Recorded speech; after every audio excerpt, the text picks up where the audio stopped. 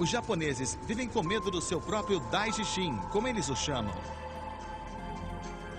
Pouco além da sua costa leste, não duas, mas 4 placas tectônicas se encontraram, colocando as pequenas ilhas sobre uma mortal encruzilhada tectônica. As placas nessa trêmula e perigosa região estão todas em movimento.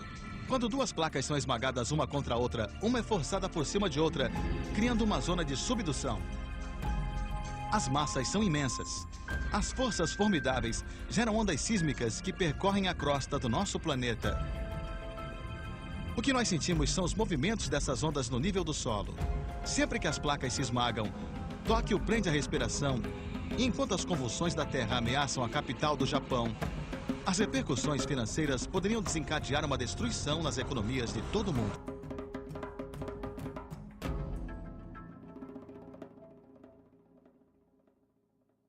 Uma das mais importantes lições aprendidas com o terremoto de Kobe foi que prédios antigos desabam.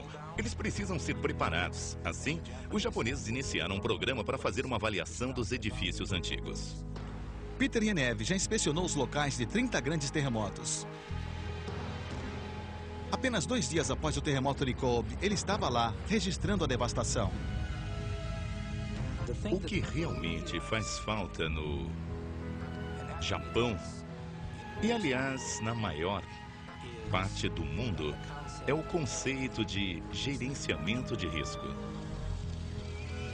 Na Califórnia, adotaram o gerenciamento de risco como um modo de planejar o futuro. Melhor que a previsão, eles depositaram a fé na engenharia para construir os edifícios à prova de terremoto.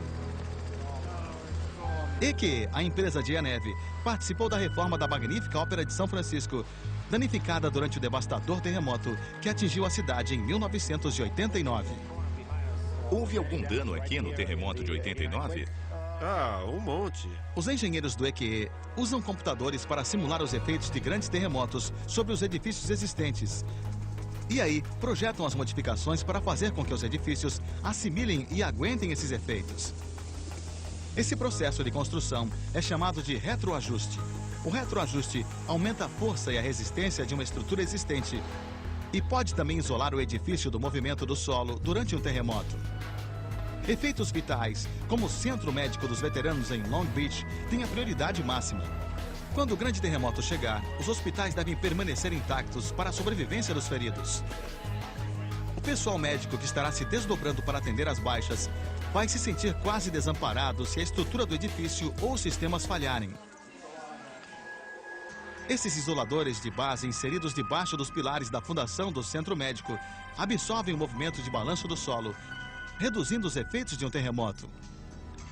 Além disso, a água, o gás e a tubulação de drenagem do hospital não estão mais conectados rigidamente à estrutura.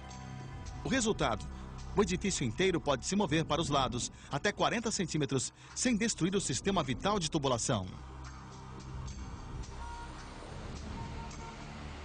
Mesmo a adorada ponte Golden Gate, que fica a cerca de 10 quilômetros da falha de Sanders, brevemente será retroajustada para ter uma chance melhor de enfrentar o grande terremoto.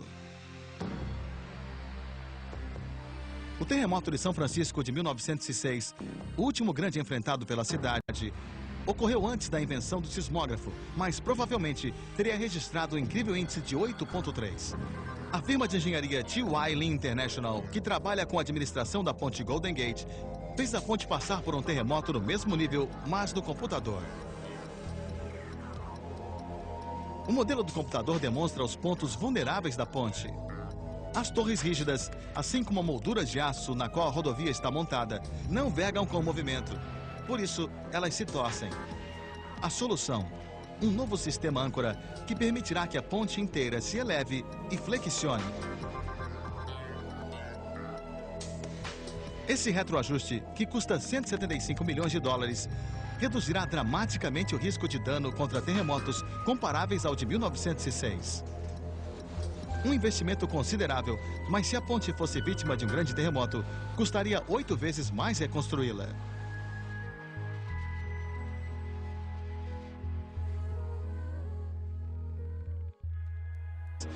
Com um grande terremoto tão próximo, os peritos estão observando nervosamente as estradas de Tóquio.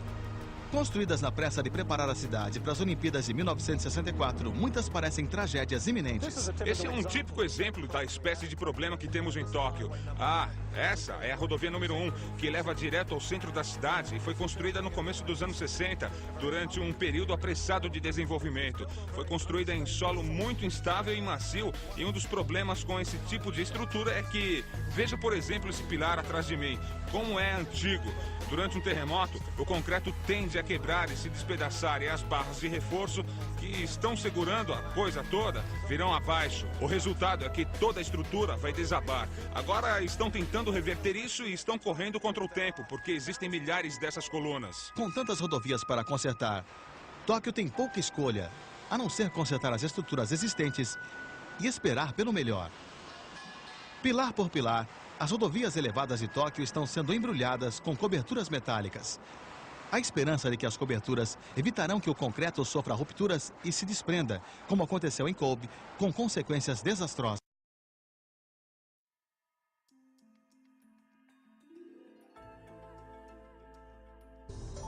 Neste edifício em Tóquio, a empresa Kajima instalou contrapesos controlados por computador para reduzir as vibrações de um terremoto. Instalado no último andar, o mecanismo consiste de 2 pesos. O peso maior é passivo e se opõe ao balanço do edifício e o coloca de volta à posição. O peso menor, controlado por computador, corrige o movimento do peso passivo. Sensores de movimento instalados no edifício dizem ao computador qual a força do terremoto e a que distância o peso maior precisa se mover para manter o edifício ereto. O resultado é uma redução de 65% na vibração. Os engenheiros da Kajima também projetaram um edifício com esqueleto flexível. É chamado de rigidez ativa variável, ou AVS. Primeiro, a demonstração é feita no modelo em escala sem o sistema AVS. O edifício treme violentamente, mas com o sistema ativado, o computador do prédio sente o movimento da Terra e responde em 5 centésimos de segundo. Direciona o sistema hidráulico através da estrutura, contraindo e estendendo alternadamente, permitindo ao edifício flexionar e ajustar sua posição, do mesmo modo que uma pessoa num trem em movimento tensiona e relaxa os músculos para permanecer de